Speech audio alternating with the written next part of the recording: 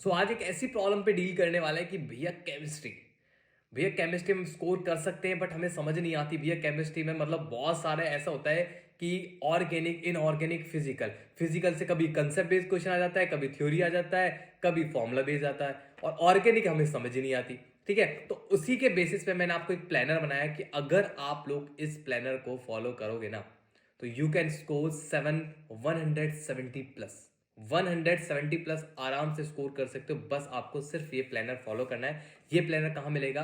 ये मेरे Telegram channel पे जाओ, वहाँ पे अवेलेबल है। जाओ वहाँ पे अपने पास सेव कर लो और इस प्लानर के अकॉर्डिंग अपनी प्रिपरेशन स्टार्ट कर दो। अगर आप लोगों को जीरो होना, बिल्कुल केमिस्ट्री में कुछ नहीं आता ना, इससे फॉलो करो। क्यों फॉलो करना है मैं डिटेल में बता देता हूँ। पहला तो हमें ये डाउट होता है कि यार किस चैप्टर के हमें डिटेल लेक्चर देखने हैं, किस चैप्टर के हमें वन शॉट वीडियो देखने हैं। जैसे जैसे जैसे जैसे टाइम बीतता जाएगा आपके पास टाइम की बहुत शॉर्टेज होती जाएगी और आपको ऐसा लगेगा नीट एग्जाम आने वाला है, बहुत कम टाइम बचा है। तो बच्चे क्या करते हैं, शॉर्ट वीडियो की तरफ जाते हैं, वन शॉट वीडियोस की तरफ जाते हैं क्योंकि डिटेल वो नहीं ले पाते। बट आपको मैं एक रियलिटी बताऊं ना, आपको सारे चैप्टर्स का डिटेल लेक्चर नहीं देखना होता। अगर आप लोग 20 से 30 साल के पेपर्स को एनालाइज करेंगे ना नीट एग्जाम के, तो आपको यह मिलेगा कि कुछ ही 10 या 15 ऐसे चैप्टर्स हैं जिनके आपको डिटेल लेक्चर्स देखने होते हैं और वन शॉट वीडियो से काम चल जाता है रिमेनिंग चैप्टर का।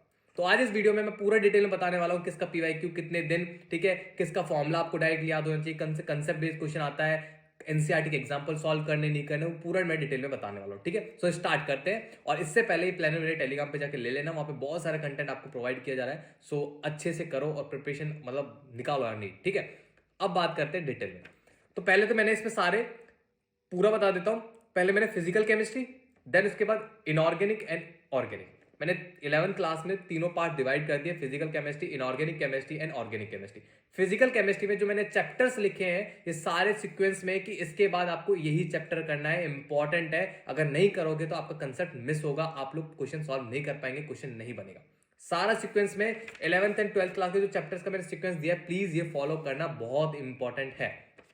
उसके बाद डेज, आपको किस चैप्टर में कितने दिन लगने चाहिए वो मैंने मेंशन कर दिया है। इससे ज्यादा नहीं लगना चाहिए, इससे कम नहीं लगना चाहिए। क्यों? रीजन ये है कि हर चैप्टर हर टॉपिक अपना अपना टाइम मांगता है। तो आप लोगों को इतना डिसाइड ही नहीं कर पाते, पता नहीं होता कि किस चैप्टर को कितने टाइम पढ़ना चाहिए। आप लोग किसी चैप्टर को, जिस चैप्टर को आपको आधे दिन में कंप्लीट करना चाहिए हाफ डे में, आप उसको 2 से 3 दिन देते हो, तो वो टाइम वेस्ट है। ठीक है, टाइम वेस्ट हो रहा है। इसमें मैंने मेंशन कर दिया है, तो इसी अकॉर्डिंग अपना प्लानर बनाए या फिर इसको फॉलो करें और जो डेज इसमें मेंशन करें उनको स्ट्रिक्टली फॉलो करें।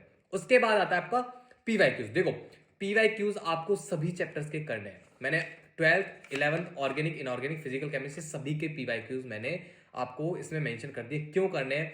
क्योंकि 90% पेपर आपका पीवाईक्यूज से एनालिसिस होके ही आता है।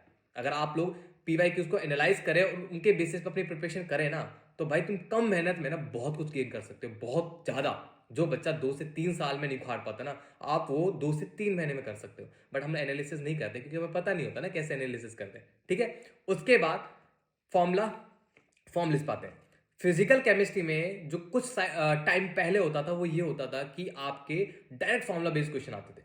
ठीक है, डायरेक्ट फॉर्मूला बेस्ड क्वेश्चन अब भी आते हैं बट थोड़ा सा पैटर्न चेंज हो गया है। पैटर्न क्या चेंज हुआ है? अब एग्जामिनर आपको फॉर्मूला बेस्ड क्वेश्चन देता है प्लस उसमें आपके थ्योरी क्वेश्चन भी देता है। अब बच्चे को यह डाउट आता है कि भैया थ्योरी क्वेश्चन भी दे दिया इसने और हमें फॉर्मूला बेस्ड क्वेश्चन भी दे दिया, अब हमें यह नहीं पता लग रहा कि एग्जामिनर दे कहां से रहा है। कभी ऐसा होता है कि इस चैप्टर से थ्योरी क्वेश्चन देता है, कभी इससे देता नहीं, कभी दूसरे से दे देता है। तो वो जो प्रॉब्लम है ना, वो प्रॉब्लम मैंने इसमें सॉल्व कर दी है। आपको किस चैप्टर का एनसीईआरटी पढ़ना है, किस चैप्टर के लिए थ्योरी बेस्ड क्वेश्चन प्रैक्टिस करना है। राइट, मैं बता देता हूं आपको। जैसे कि 11th क्लास की केमिस्ट्री, फिजिकल केमिस्ट्री, उसमें एटॉमिक स्ट्रक्चर, ठीक है, एटॉमिक स्ट्रक्चर से आपके थ्योरी बेस्ड क्वेश्चन आते हैं। जितने भी आपके एक्सपेरिमेंट्स है ना, उनको एनसीईआरटी से पढ़ना, पूरा मेंशन कर रखा है मैंने, एनसीईआरटी से पढ़ना।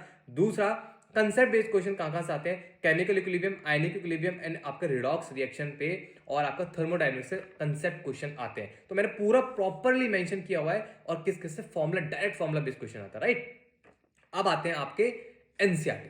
देखो, एनसीईआरटी में मैंने पूरा मेंशन किया हुआ है। एनसीईआरटी में जहां पे मैंने सिर्फ एनसीईआरटी एग्जांपल लिखा है, उस चैप्टर का सिर्फ आपको एनसीईआरटी के सॉल्व एग्जांपल प्रैक्टिस करने सारे।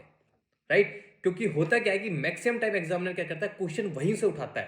एग्जामिनर एनसीईआरटी के एग्जांपल्स को उठाता है पर थोड़ा वैल्यू चेंज कर देता है। और आपने देखा होगा कि जब आप लोग अपने नोट्स के क्वेश्चन सॉल्व करते हो, डीपीपी सॉल्व करते हो, मॉड्यूल सॉल्व करते हो तो सॉल्व हो जाते हैं, बट जब आप लोग एनसीईआरटी के सॉल्व एग्जाम्पल सॉल्व करने जाते हो ना तो आपसे फर्स्ट अटेम्प्ट में सॉल्व नहीं होता। और ऐसे ही आपके साथ फाइनल नीट एग्जाम में होता है, क्योंकि जो लैंग्वेज है ना, लैंग्वेज जो एनसीईआरटी के एग्जाम्पल की लैंग्वेज है ना, वही नीट एग्जामिनर यूज करता है। जो पेपर आपका नीट का बनता है ना, उसमें एनसीईआरटी की लैंग्वेज यूज की जाती है। तो आपका जो कंसेप्ट है, जो बेस है, वो आपके नोट्स और आपके मॉड्यूल से बनाओ, बट क्वेश्चन प्रैक्टिस आप सॉल्व एग्जाम्पल को प्रैक्टिस करो, तभी सिलेक्शन होगा, नहीं तो नहीं होगा।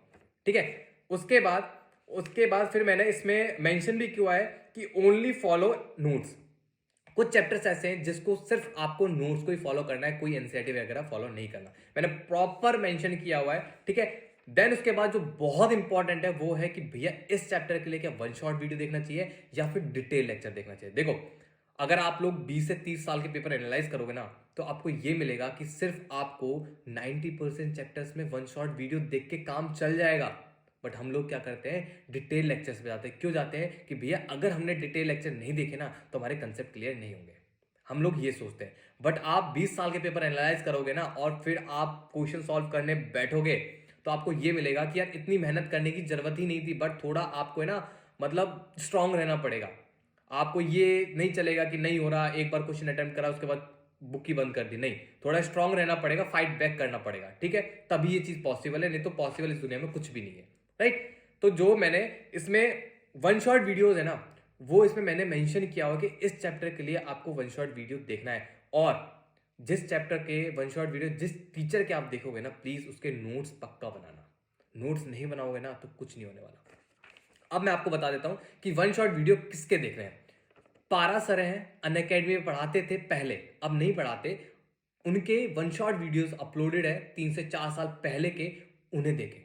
बहुत बहुत बहुत हेल्पफुल है। Literally NCERT line to line उन्होंने कवर किए, मैंने वहीं से देखे थे। राइट। उसके बाद आपके डिटेल लेक्चर किसके देखने, थोड़ी मेरी राइटिंग बहुत ही गंदी है ना, थोड़ा मैनेज करना पड़ेगा, बट मैं उसमें बता देता हूं कि डिटेल लेक्चर किस किस चैप्टर के देखना है, ताकि आप लोग जहां पे देखना तो आपको प्रॉब्लम फेस ना हो।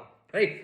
तो जो डिटेल लेक्चर्स हैं, वो डिटेल लेक्चर्स आपको पहला तो जो फिजिकल केमिस्ट्री में देखना है वो आपको थर्मोडायनेमिक्स का देखना है।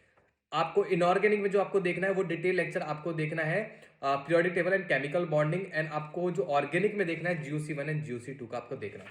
12th क्लास में सेम मैंने मेंशन किया हुआ है पूरा, तो प्लीज देख लेना और प्लीज इसे स्ट्रिक्टली फॉलो करें। ये मैंने पूरा प्लानर मेरे टेलीग्राम चैनल पे डाला हुआ है, तो जाओ इसे अपने पास सेव कर लो और इस प्लानर पे अपनी केमिस्ट्री प्रिपरेशन स्टार्ट कर दो। आप बहुत अच्छे कर सकते हो, लिटरली बहुत अच्छा कर सकते हो। बच्चों को है ना प्रॉब्लम जो आती है ना, गाइडेंस में प्रॉब्लम आती है। आज दिक्कत ये नहीं है कि बच्चा पढ़ नहीं सकता, आज अगर वो लव लाइफ में या फिर कहीं पे भी एंगेज है, मस्ती में एंगेज है, बट अगर वो डिसाइड कर लेना मुझे पढ़ना है तो पढ़ने लग जाता है। एक टाइम पे पढ़ने लग जाता है। बट जो सेकंड डिफिकल्टी फेस करता है ना, वो ये करता है गाइडेंस, कि यार मुझे पता नहीं है कि कैसे करना है, क्या स्ट्रेटेजी, क्या प्लानर होना चाहिए। तो मैं आपको प्लानर दे रहा हूं, आप लोग बस फॉलो करें और पढ़ें, हो जाएगा सिलेक्शन। बच्चे बोलते हैं कि भैया क्या 3 महीने 4 महीने में एम्स क्लियर है। भाई उन बच्चों से बात कर जो प्रॉपर एम्स फोड़ के बैठे हैं, वो तुमसे यही बोलेंगे। जो असली मेहनत होती है ना, जो असली लड़ाई होती है ना नीट के एग्जाम की, वो आपकी नीट एग्जाम से 3 से 4 महीने पहले ही स्टार्ट होती है।